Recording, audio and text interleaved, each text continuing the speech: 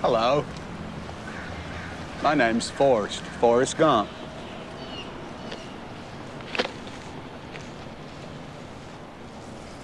Do you want a chocolate? I could eat about 1.5 million of these. My mom always said life was like a box of chocolates. You never know what you're gonna get.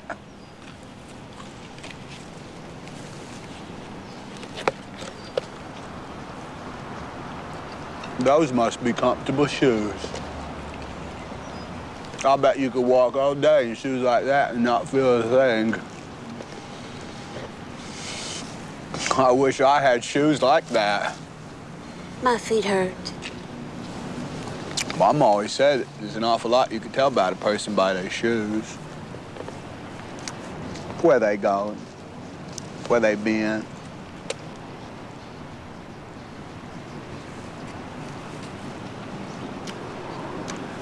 I've worn lots of shoes.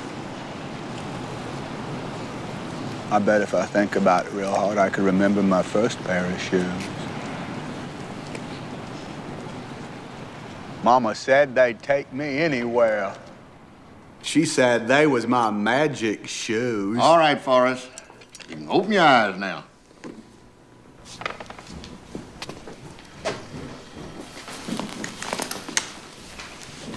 Let's take a little walk around.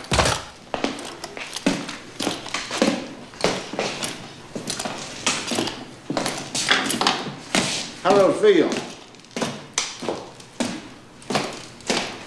His legs are strong, Miss Gump, as strong as I've ever seen. But his back's as crooked as a politician. But we're gonna straighten him right up now, aren't we, Forrest? Forrest! Now, when I was a baby, Mama named me after the great Civil War hero, General Nathan Bedford Forrest. She said we was related to him in some way, and what he did was, he started up this club called the Ku Klux Klan. They'd all dress up in their robes and their bed sheets and act like a bunch of ghosts or spooks or something. They'd even put bed sheets on their horses and ride around. And anyway, that's how I got my name. Forrest Gump. Mama said that the Forrest part was to remind me that sometimes we all do things that, well, just don't make no sense.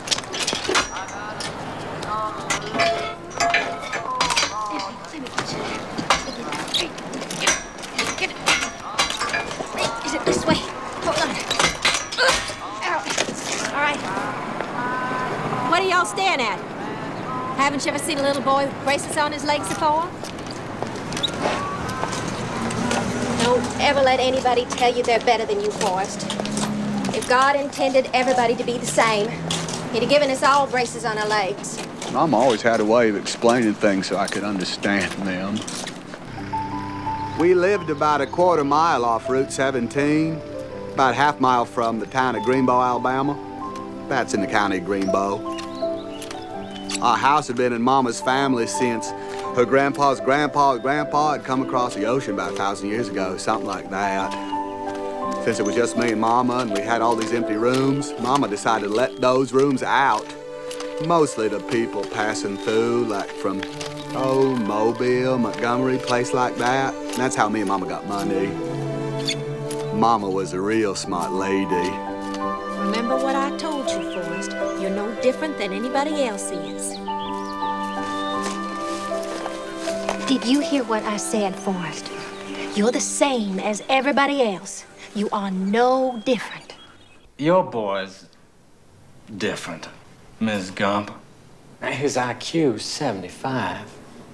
Well, we're all different, Mr. Hancock. She wanted me to have a finance education, so she took me to the Greenbow County Central School. I met the principal and all. I want to show you something, Mrs. Gump. Now, this is normal. Forrest is right here. The state requires a minimum IQ of 80 to attend public school, Mrs. Gump. He's going to have to go to special school.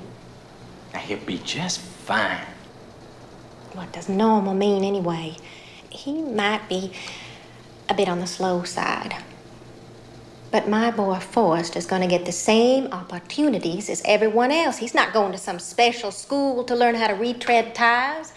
We're talking about 5 little points here. There must be something can be done. We're a progressive school system.